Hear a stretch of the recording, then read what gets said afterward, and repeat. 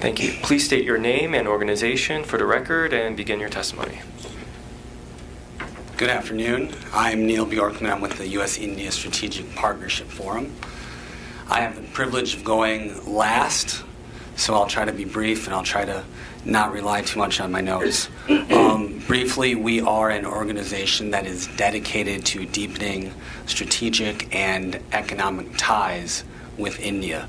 We were founded by John Chambers and a number of prominent CEOs, including the CEOs of Pepsi, MasterCard, Medtronic, Adobe, and others.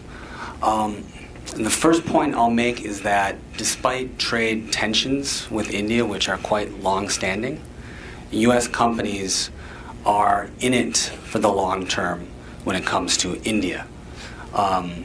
They've been in India for over 100 years. They do a lot of research and development.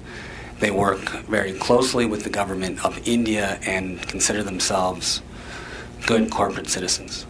Point number two, and this is something I think that's been echoed by almost everyone, which is that innovation is really the key to economic success. You know, the old saying, adapt or die, right? And it's imperative for governments around the world to protect those innovators. So we very much appreciate the 301 process, as it is a form of leverage, and it does help American companies protect their intellectual property abroad. My third point is more of a quick observation about the good and maybe the not so good in terms of India's recent actions in the IP space. I think on the good side, we're seeing India raise awareness about the importance of IP. So SIPM, which is the Cell for IPR promotion under DIPP, educated 100,000 students. There were trainings that took place for over 58 officials at the Ministry of Micro, Small, and Medium Enterprises, which I affectionately call MISME. Also, we've done some of our own work on the ground. We actually, on the 14th of December, hosted a roundtable discussion on piracy prevention, new media, and new challenges in partnership with SIPM and DIPP. And the roundtable brought together diverse stakeholders from both the public and private sectors to talk about global best practices.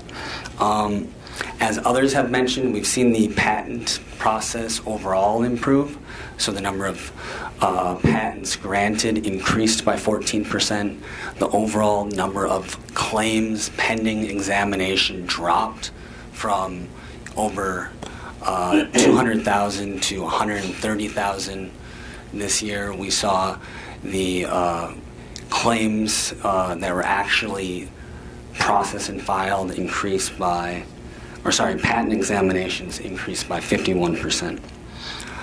In terms of problem areas, patent infringement is still a big problem, and often infringement is not detected until the violating product hits the marketplace, which is far too late. We also see that Indian law still allows third-party manufacturers to commercialize copies of an innovator's product, even if those copies violate the patent. Also, and finally, the National Pharma Policy of 2017 allows for the use of CL, compulsory licenses. There's also the ability to control prices on patented products. And the final point I'll make is simply that the U.S. government, of course, has to balance what's happening in the trade sphere with what's happening in the strategic sphere. So as much as we're siloed here today with a trade discussion, ultimately the President of the United States would have to weigh in on what to do, or if something were to come out of a 301, what to do about it. Of course, on the strategic side, the relationship is extremely strong. India is our major defense partner. We do more military exercises with India than with any other country. And of course, it acts as a balancing check against other actors in a very unstable region. Thank you. My apologies. My final point is our recommendation would be to have the governments convene an IP dialogue, and we would be happy to facilitate any private sector participation in that dialogue. Thanks. Thank you very much. The first question comes from USTR. Thank you for your testimony. You commend India for its implementation of the national IP policy. What areas should India prioritize for future implementation of that policy? Well, I think broadly speaking, it's increased enforcement, increased awareness building, increased training. I think that's some of those are easier said than done. They require time, effort, and money. Thank you. The next question comes from the Justice Department. Good afternoon. USISPF cites the creation of India's commercial courts as a positive step towards improving India's intellectual property regime.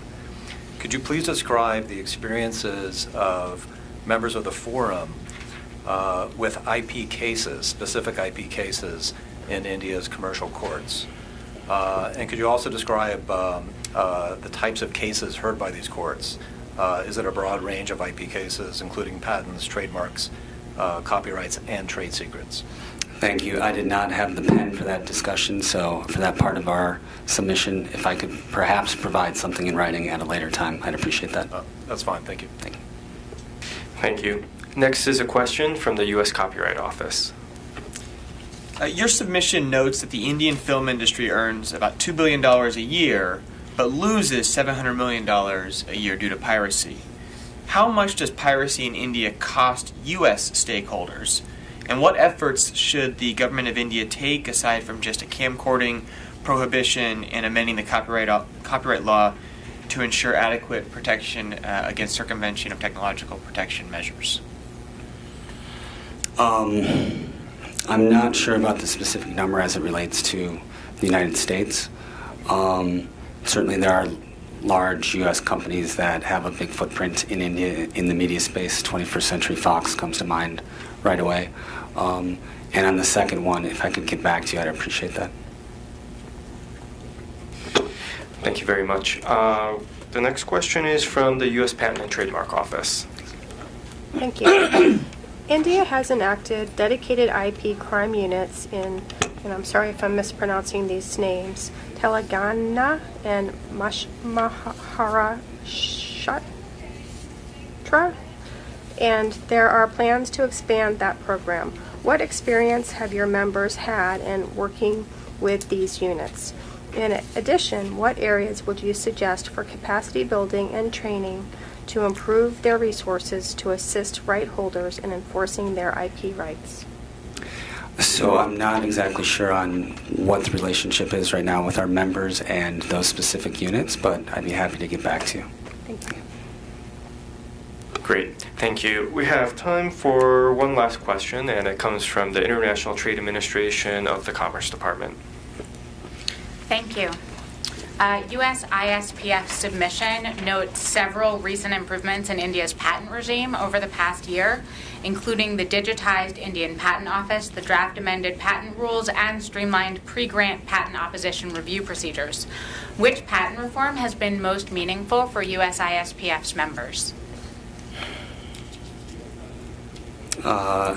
Again, I'm going to have an internal discussion to try to figure that out. Thank you. Thank you very much for your testimony.